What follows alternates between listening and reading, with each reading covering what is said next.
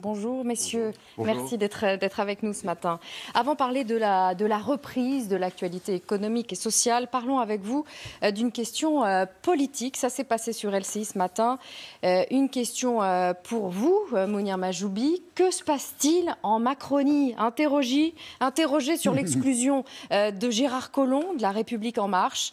Un autre proche d'Emmanuel Macron, François Bayrou, qui était l'invité d'Elisabeth Martichoux ce matin, a vivement raillé cette décision. Il est contre cette exclusion de Gérard Collomb de La République En Marche et il explique pourquoi.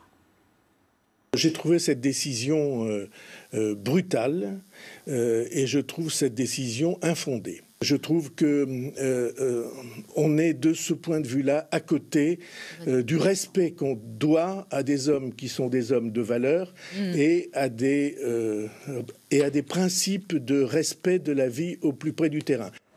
Une décision brutale et infondée, cette exclusion de Gérard Collomb de La République En Marche. Vous partagez son avis ? Écoutez, j'ai eu la chance de travailler avec Gérard Collomb au gouvernement. Je le connaissais depuis très longtemps. Il a été au Parti socialiste quand même un de ceux qui a porté les voix du socialisme, de la social-démocratie à la française partout dans le monde. C'est un homme qui a plutôt participé à me former intellectuellement et c'est plutôt un homme pour qui j'ai un respect infini. Mais c'est aussi un homme qui m'a appris à trouver quelles étaient mes limites politiques. Quels sont les gens avec qui je veux avancer et ceux avec qui je ne veux pas avancer. Et donc c'est ce même Collomb qui a plutôt appris à une génération qui est la mienne, qui avait des limites, que Wauquiez, par exemple, c'était une limite, et qui aujourd'hui décide localement de faire cet accord. Donc cette exclusion de La République En Marche n'est pas une erreur selon vous? Écoutez, moi je soutiens les décisions qui ont été prises par le mouvement auquel j'appartiens, mais on va se dire quelque chose. François Bayrou, quelle est sa culture originelle? Sa culture, ça a été celle de la réunion entre la droite, toute la droite, et le centre, tout le centre. Nous, certains d'entre nous, la majorité d'entre nous, venons d'une autre culture et ensemble, on a réussi à faire quelque chose de plus grand. De temps en temps, ça s'accroche. Là, pour nous, Gérard Collomb a dépassé une limite, mais moi, ça ne change rien du respect que j'ai pour lui. Jean-Michel, François Bayrou disait tout à l'heure que c'était une décision brutale et infondée, cette exclusion de Gérard Collomb de La République En Marche, et il dit qu'Emmanuel Macron serait d'accord avec lui. C'est ça. Je ne sais pas si vous avez entendu François Bayrou, mais il dit, d'après ce que je sais, dit-il, donc il le sait, Emmanuel Macron poursuit un dialogue avec Gérard Collomb. Et si François Bayrou se sent autorisé à dire cela ce matin, c'est quand même qu'il est un peu encouragé. Donc c'est une critique de la part d'Emmanuel Macron, selon François Bayrou, de la décision prise par Stanislas Guerini à la direction de La République En Marche. Donc ça fait un peu désordre, voire pas loin de la crise politique. Non, crise politique, vous allez loin. Je répète, Gérard Collomb, c'est un homme qui a permis l'existence même d'En Marche, l'existence même de notre réunion. Et François Bayrou, évidemment, François Bayrou, quand il met Emmanuel Macron au débat, vous croyez que c'est par hasard? François Bayrou, ce matin, quand il évoque Emmanuel Macron qui poursuit son dialogue avec Gérard Collomb, vous pensez qu'il le fait par hasard? Écoutez, M. Bayrou est un partenaire essentiel d'Emmanuel Macron, du président de la République et de La République En Marche. Il est libre. Je ne vais pas parler pour lui. Je ne vais pas commenter ce qu'il fait. Je ne vais pas commenter sa façon à lui d'invoquer ses relations supérieures avec d'autres. Ça vous chagrine pas un peu cette majorité quand même qui s'éparpille façon puzzle en ce moment à l'Assemblée? Écoutez, et là, le cercle proche d'Emmanuel Macron, Gérard Collomb, François Bayrou, c'est pas rien. Il y a ceux qui se chagrinent, il y a ceux qui commentent et il y a ceux qui, comme moi, et la majorité des députés de l'Assemblée nationale font une chose. Ils essayent de rassembler. Moi, j'aime beaucoup Gérard, je ne veux pas qu'il parte et je ne veux pas qu'il aille... vous ne voulez pas qu'il parte? Vous ne voulez pas qu'il parte? Il est parti. Oui, mais il a agi. Ah oui, mais on ne peut pas rire. Vous dites que je ne veux pas qu'il parte.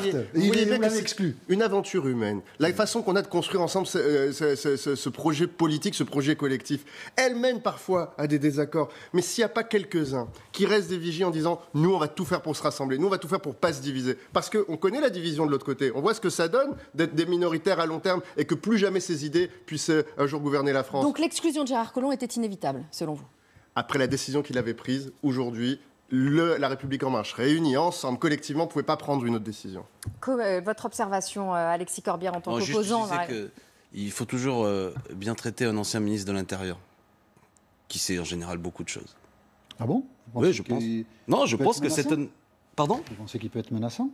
Je pense que c'est ce qui doit amener sans doute à ce que toute une série de personnes pensent que Gérard Collomb, au-delà de son parcours, est un homme qui connaît bien beaucoup de choses de l'intérieur de la Macronie. Et je pense qu'à juste raison, Emmanuel Macron ne souhaite pas être fâché avec Gérard Collomb. Non seulement pour des raisons politiques... C'est du complotisme de chez vous, là. Parce qu'il a des secrets et il pourrait... oui, un ancien ministre de l'Intérieur, oui, c'est beaucoup de choses. On l'a vu d'ailleurs durant l'épisode Alexandre Benalla. Il y avait un silence. Non, mais. Pardon typique de la recherche permanente du complot, qui est chez vous une habitude. Vous voulez qu'on reprenne l'affaire Benalla, l'attitude de Gérard Collomb, la manière dont souvent, en audition dans le parlementaire, il a gardé le silence, il était gêné. Mais vous pensez que... Donc ce que je dis, c'est que Gérard Collomb est un homme important. Allez-y. Quand Emmanuel Macron, quand il a été élu, il vous a rejoint, et c'est un homme que Emmanuel Macron ne maltraitera pas, parce qu'effectivement, il a fait les premières années comme ministre de l'Intérieur, et notamment dans l'affaire Benalla, il a gardé un silence bien souvent qui était assez désagréable quand on est parlementaire, mais il a gardé des secrets. Beaucoup d'autres aspects. Il a gardé des secrets. Vous pensez qu'on ne nous a pas tout dit? Qu'est-ce que vous pensez? C'est ce que je viens de dire. Qu'il a aidé le président Macron, notamment durant la crise d'Alexandre Benalla, à ce que le président ne prenne pas la foudre complètement. Et je pense aussi... Il y avait des secrets à garder? Non, mais je viens de vous le dire. Mais faites des vidéos pour Twitter, alors. Générale, oui, il y a sans doute des secrets, c'est normal. Le ministre de l'Intérieur sait des choses sur les gens. Vous pensez que dans ce pays, le ministre de l'Intérieur ne sait pas des choses? Non, ce que je mais vous pouvez me faire un numéro de langue de bois, mais vous n'allez pas faire croire aux Français. Si, c'est très sérieux. C'est vous qui n'êtes pas sérieux. Si vous pensez que dans un gouvernement, l'homme qu'on choisit pour être ministre de l'Intérieur était quelqu'un qui sait des choses, alors à la différence d'autres ministres, ou alors si un jour vous êtes président de la République, si vous nommez n'importe qui comme ministre de l'Intérieur, la France ira mal. Ça se maltraite pas un ancien ministre de l'Intérieur, c'est ce que je suis en train de dire, c'est ce que je constate. C'est pas n'importe qui, c'est quelqu'un qui évidemment dans sa responsabilité a régulièrement des rapports de police et des choses sur des gens, y compris sur le président lui-même. Donc vous le savez très bien. Et on l'a vu pendant l'affaire Benalla, et ça a même amené d'ailleurs la manière bizarre dont Gérard Collomb a quitté la Macronie et où finalement il a été toujours depuis le début très protégé. Écoutez, voilà. Après pour terminer, je vais faire un commentaire plus politique. Moi je suis assez sidéré de voir que cet homme qui était il y a quelque temps encore président du Conseil national du Parti socialiste termine sa carrière en train de se retirer au profit d'un homme de droite. C'est à l'image d'une dislocation, cher Mounir, je vous aime beaucoup, vous le savez, en plus humainement, mais vous dites qu'il faut rassembler, c'est la pétaudière, 9e groupe, 10e groupe, celui qui était une personnalité pour faire élire Emmanuel Macron termine à Lyon en se retirant au profit d'un homme de droite. Après tout, pourquoi lui reprocher d'ailleurs? En même temps, Édouard Philippe est un homme de droite. Bon, je veux dire, c'est incohérent de l'exclure en plus. C'est quoi le reproche politique sur le fond? Vous avez dit il y a des limites, c'est quoi les limites? Quelle est la limite que vous avez fixée? Quel est l'argument politique pour lequel vous excluez Gérard Collomb? Moi, je ne partage pas votre analyse. Non, mais sur le fond, quel est l'argument? Vous êtes dans un système où... Non, mais chez je vous, attendez, non, mais que Mounir Mahjoubi répond à votre question. Quel argument? Qu'est-ce qui fait qu'il doit être exclu? La politique, elle ne se fait pas sur menace contre dossier, dossier contre menace. Tu verras, on t'aura au prochain congrès. C'est pas comme ça qu'on fonctionne. Aujourd'hui, c'est ce que sur la recherche des secrets que M. Collomb aurait contre le président, c'est ce que vous avez essayé de dire. Non, c'est pas comme ça. Je dis qu'un ministre de l'Intérieur, oui, il vaut mieux pas lui... Parce que peut-être que Gérard Collomb... vous aurez peut-être votre succès en ligne sur Internet dans les sphères complotistes. Mais Mounir Mahjoubi, pardon, Alexis Corbière, non mais vous arrêtez d'utiliser ce mot complotiste. Dans l'histoire de la Ve République, c'est pas du coup. Vous connaissez l'histoire de la Ve République. L'Intérieur, c'est une recherche. Pensez qu'il y a toujours une manipulation par le ministère de l'Intérieur.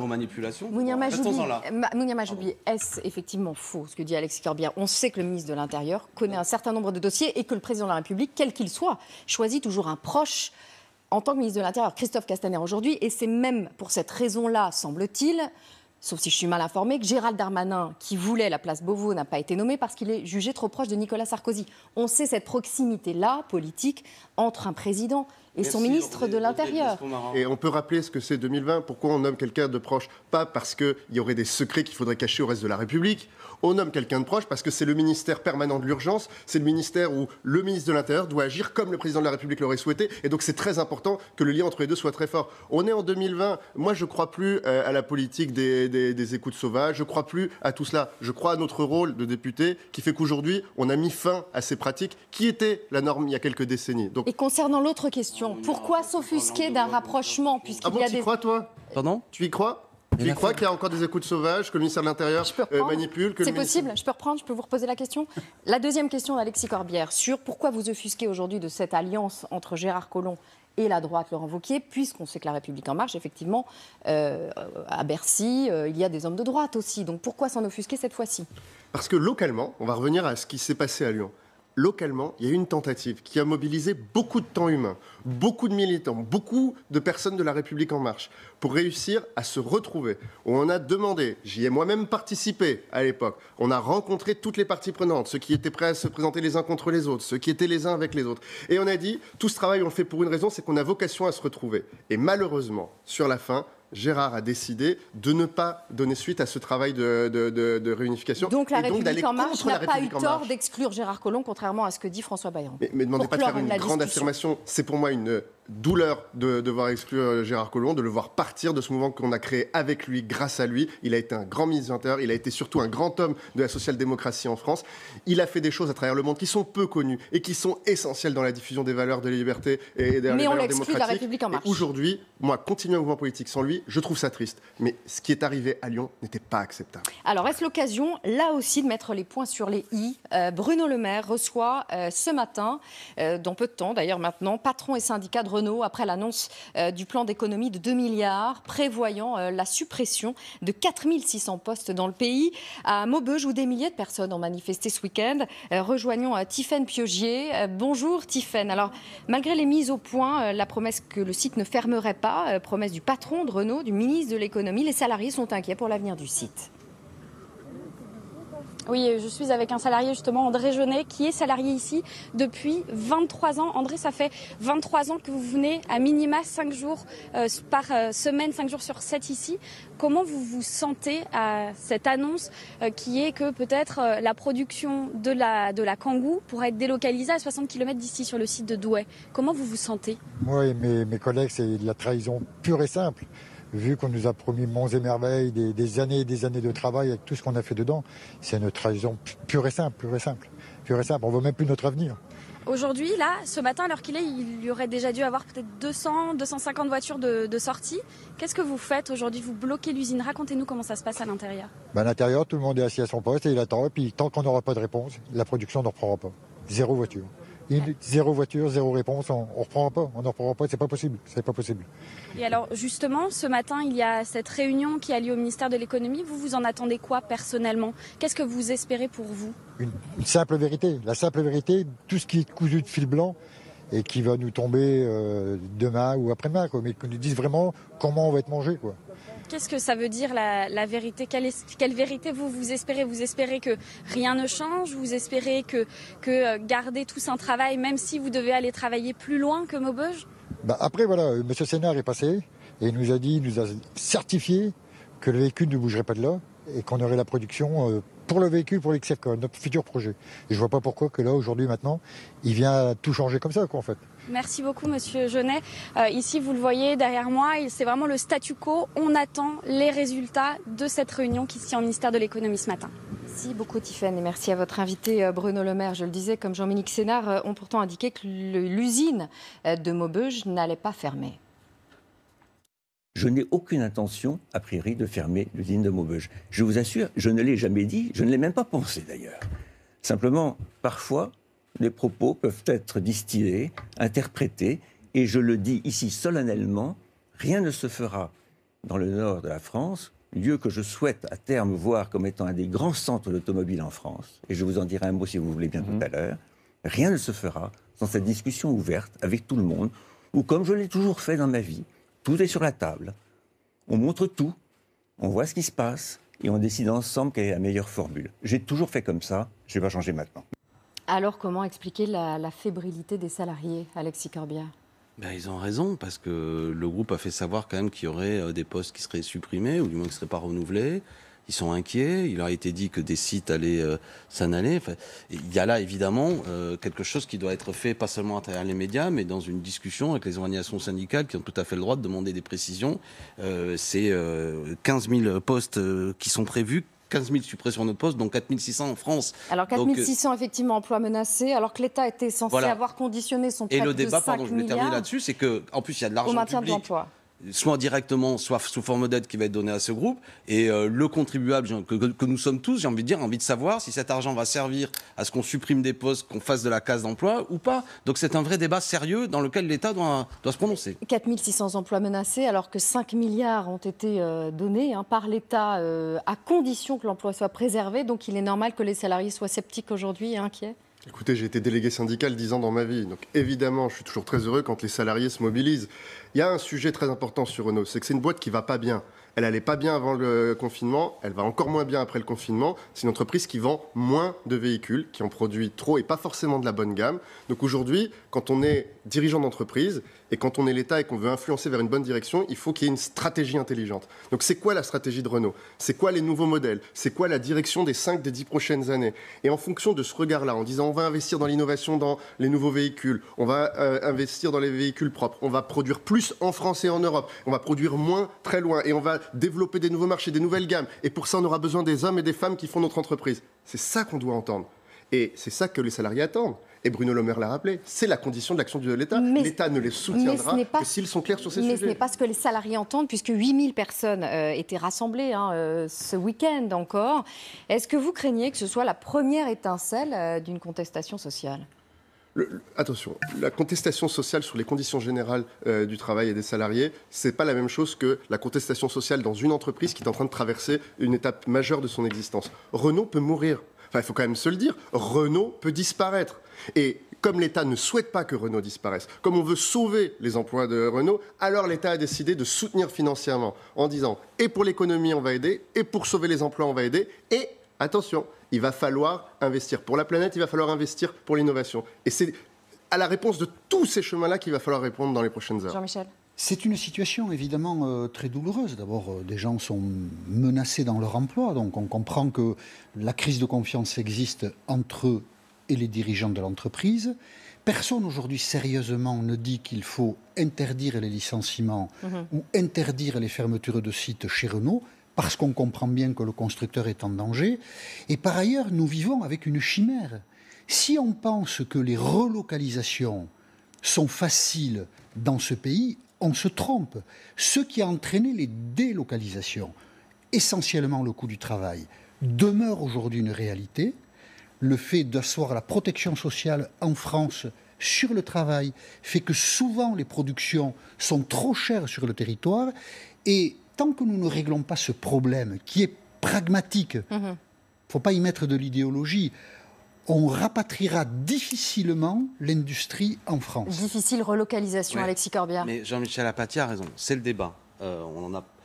On produit 380 000 voitures, Renault produit 380 000 voitures, je crois, en France, et en même temps, il y a 700 000 voitures Renault qui sont achetées en France, qui sont produites à l'étranger. Donc il y a quand même un problème, c'est-à-dire qu'on produit à l'étranger, et après, il y aura peut-être un désaccord entre nous. Moi, évidemment, si c'est plus rentable à l'étranger, c'est que ça coûte moins cher, c'est qu'il y a moins de protection sociale, moins de protection syndicale, etc. Et j'ai envie de dire, ce n'est pas le type de modèle que je veux, de cette concurrence qui amène à ce que, en plus, ça détruit l'emploi. Donc on peut relocaliser, considérer par exemple qu'il est absurde de vendre des voitures en France, Renault, qui ne sont pas produites sur le territoire national. Ça, c'est un des premiers aspects. Deuxièmement, je voulais répondre à Mounir Majoubi, qui dit il faut, mais pourquoi on parle de Renault ? Parce que l'État est présent quand même. Et qu'est-ce qu'il dit l'État depuis 2017 ? Est-ce qu'il a poussé à ce qu'on fasse un petit véhicule hybride et populaire précisément ? Est-ce que c'est stratégiquement ? À quoi ça sert qu'on soit présent au conseil d'administration si le sentiment que j'ai depuis des années, c'est qu'à part accompagner la stratégie de Carlos Ghosn et franchement Renault s'est planté sur certains points, il n'y a pas d'État stratège qui a réorienté, qui a posé ce débat en disant à Renault on veut qu'il y ait de la production locale, etc. Donc, Quand j'écoute Bruno Le Maire, c'est très exactement ce dont il est question aujourd'hui. Non mais depuis 3 ans, qu'est-ce qu'il y a eu ? Vous dites Renault va peut-être disparaître. Qu'est-ce que fait l'État ? Nous, on vous le signale depuis un moment qu'il faut se battre pour éviter... Il y a 3 ans, vous n'étiez pas là en train de dire attention, il faut faire une réorientation stratégique pour Renault, soyez sérieux. Vous pensez qu'il y a 3 ans, on ne disait pas qu'il faut relocaliser l'économie en France ? Attendez, là on parle de Renault particulièrement. Oui, mais faites pas semblant. Vous ne vous êtes jamais occupé de cette entreprise. Aujourd'hui, vous êtes en train de devenir un grand stratège et un grand spécialiste du management des entreprises. Pourquoi ce temps à Aujourd'hui, mais parce que vous ne pouvez pas dire qu'il ne s'est rien passé. L'État accompagne Renault, c'est pour ça que l'État garde une participation de Renault, parce qu'on pense qu'il est très important. Libération, vous n'êtes pour rien, hein, d'accord ? Parce que c'était même une entreprise nationalisée. C'est parce que nous pensons qu'il est important que la France continue à fabriquer des voitures et qu'elle le fasse en fonction du projet que nous avons pour notre pays. Et le projet pour notre pays, c'est quoi ? Du gouvernement, il sait tout ce qu'ils avaient à dire au conseil d'administration. Nous pensons que cette entreprise soit produite. Mais vous découvrez complètement le travail de l'Agence de participation de l'État, vous travaillez complètement la stratégie. Est-ce que l'État a poussé à ce qu'il y ait un petit véhicule hybride populaire qui soit fabriqué par Renault ? Il l'a stimulé à la fois par les aides à l'achat, à la fois en tant que partenaire stratégique de l'entreprise. Mais eux se sont plantés là-dessus. Oui, ils se sont plantés là-dessus, mais commercialement. en termes de R&D. Et c'est ça aujourd'hui qu'il faut rattraper. Et pour ça, il faut de l'argent, il faut des femmes et des hommes. Et c'est ce que l'État va accompagner pour sauver cette entreprise. On en parlera avec François Langlais dans un instant. Et si pour éviter les licenciements, on baissait les salaires, Ryanair semble prêt à le faire. La compagnie aérienne suggère de baisser de 10 à 20% la rémunération de ses salariés français sous peine de licenciement. Réaction des syndicats de Ryanair. Le moyen courrier va repartir plus vite que le long courrier dans l'espace Schengen. Et donc, on demande aux pilotes de s'engager sur des années pour des pertes de salaire, alors que l'entreprise aura perdu de l'argent quelques mois. Baisse de revenus pour 5 ans. Ils sont censés retrouver l'intégralité de leur salaire à l'issue de ces 5 ans. C'est scandaleux. Et si les chefs d'entreprise veulent se prendre un ISF sur la tête, je trouve que l'ISF, c'est l'impôt le plus bête de la Terre. Mais enfin, s'ils veulent s'en prendre un, ils n'ont qu'à continuer comme ça. C'est-à-dire de manière opportune, parce qu'au fond, ça a peu à voir avec la crise, sur le fond, de manière opportune, exiger des baisses de salaire, sinon on supprime des emplois. Franchement, c'est ignoble. Opportunisme, messieurs ? Mais bien sûr. Et aujourd'hui, la stratégie de l'État, c'est quoi? C'est de dire qu'il faut absolument maintenir la consommation, maintenir les salaires des personnes, tout faire pour qu'elles n'arrivent pas qu'elles aillent au chômage, baisser les salaires et que tout le monde se mette à consommer du Made in China sur Amazon. Et alors là, le chômage, c'est 50% dans 5 ans. Aujourd'hui, on ne peut pas avoir une stratégie basée sur la baisse des salaires. Notre économie n'est viable aujourd'hui que si les gens, justement, dépensent leur épargne, dépensent leur salaire pour vivre au quotidien et que ça fasse tourner notre économie. Et pour ça, il faut qu'on achète français, il faut qu'on produise français. Et pour ça, il ne faut pas qu'on ait le consensus. Alexis Corbière ? Non, mais je suis content, surtout que Muriel Pénicaud, elle, dans l'accord et le décret que vous avez mis, il peut y avoir des baisses de salaire qui sont demandées aux salariés. Donc je suis content de vous dire que vous, comme député... dans des entreprises en très grande difficulté. Ça n'est pas du tout le cas de cette entreprise. Ça n'est pas du tout le cas de cette entreprise. Donc vous dites d'un seul coup, quand même, en même temps, peut-être il peut y avoir un cas de figure, vous soutenez... Je me contente de ce que vous avez dit, vous êtes contre toute forme de baisse de salaire, et j'imagine que si à l'Assemblée nationale, il y a des cas où, en raison notamment du décret que vous avez fait adopter, il y a des entreprises qui veulent faire baisser les salaires des salariés, vous serez à mes côtés pour dire que ce n'est pas acceptable. Mais plus concrètement... Que dans les seuls cas où les salariés s'engagent dans un accord à l'intérieur de l'entreprise, dans des entreprises qui vont extrêmement mal. Là, on parle d'entreprises qui abusent. C'est pas la même chose. Ryanair pas très bien avant la crise. C'est pas d'un seul coup vous donnez du grain à moudre un peu à la direction. Mais moi, je suis pour l'encadrement. Vous savez, je suis pour autant. Je pense qu'il faut qu'il y ait un salaire minimum. Je ne suis pas choqué à l'idée qu'il y ait un calcul aussi d'un salaire maximum et qu'il y ait comme ça un écart qui ne doit pas se dépasser de 1 à 20 dans une entreprise. Ce qui fait que celui qui dirige l'entreprise, s'il veut plus se payer, tout le monde augmente en même temps. Je pense qu'un être humain, il y a des différences entre nous de qualification, mais rien ne justifie qu'on gagne 40, 50, 100 fois plus qu'un salarié. Ce n'est pas tolérable. Donc ça ne me gêne pas qu'on ait une discussion sur le fait qu'il y ait des salaires trop élevés. Les salaires moyens au CAC 40, c'est 270 fois le SMIC des patrons. Donc on pourrait imaginer qu'on resserre tout ça. Mais évidemment, on l'a compris, souvent là, ce dont on parle aujourd'hui, c'est dire aux salariés, aux petites gens, je rappelle que dans ce pays, la moitié des salariés gagnent moins de 1 850 €. Si on engage une discussion qui vise à faire baisser les salaires, ce pays va exploser. Parce que sinon, on a un problème. On l'a vu, même nos fonctionnaires, même ceux qu'on a applaudis tous les soirs à 20h, ne sont pas assez payés. Donc j'espère que là-dessus, le nouveau monde, le monde d'après, va être un monde de partage des richesses, d'une discussion où celui qui dirige l'entreprise ne doit pas avoir une différence insolente avec ses salariés. Ça m'intéresse comme discussion. Dire par contre que c'est aux gens modestes, à ceux qui travaillent, qui doivent baisser les salaires et en même temps continuer les inégalités, ça ira pas. Je veux répondre à Jean-Michel Apathy avec sympathie que l'ISF est peut-être un impôt idiot, mais il rapportait quand même 3,8 milliards d'euros et qu'on les aurait... Mais il est idiot, voilà. Je ne sais pas pourquoi il est idiot selon vous. Pour tout un tas de raisons. Je vous explique. Mais on n'a pas le temps. Mais enfin, on aurait 3,8 milliards. Oui, sans doute, mais on aurait 3,8 milliards de plus dans les caisses de l'État, ce serait pas mal. C'est plusieurs dizaines de milliards qu'on a mis sur la table pour sauver les rémunérations des personnes avec le chômage partiel ces derniers mois. Non, mais je disais, mais quand même, on aurait 3,8 milliards en plus, ce serait pas mal. On peut faire mieux que l'ISF. Ce gouvernement, en urgence, sait se mobiliser pour sauver les salaires des petites gens, comme vous les appelez. C'est terminé. Merci, messieurs. Je peux dire un mot sur...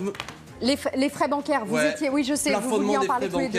Une loi, on en parle. Bruno Le Maire est d'accord avec vous et il annonce dans quelques heures à l'Assemblée. D'accord avec moi, jeudi, on présente notre loi pour le plafonnement des frais bancaires. C'est un scandale. 7 milliards d'euros chaque année, au moins qui sont ponctionnés, pense-t-on, sur le compte des clients. C'est les petits frais. Vous êtes à découvert, la banque vous envoie une lettre pour vous le signaler. Elle vous facture 15 €. On vous envoie un mail, c'est 8 €. Et souvent, moi j'ai vu des cas, encore dernièrement, à ma permanence d'un monsieur à la fin de l'année, c'est 1 600 € qui lui sont pris, c'est-à-dire plus d'un mois de salaire, parce qu'il a eu des découvertes. C'est fou, il faut plafonner tout ça. On me dit que le ministre d'accord me suivra dans la démarche. Plus aucun Français en difficulté avec des problèmes de frais bancaires. C'est jeudi que je la présente. Vous voyez, il y a l'air d'y avoir un soutien. Ça a l'air pas mal parti. On en reparlera. Merci en tout cas d'être venu nous voir ce matin. On va se retrouver dans 2 minutes avec François Langlais. À tout de suite.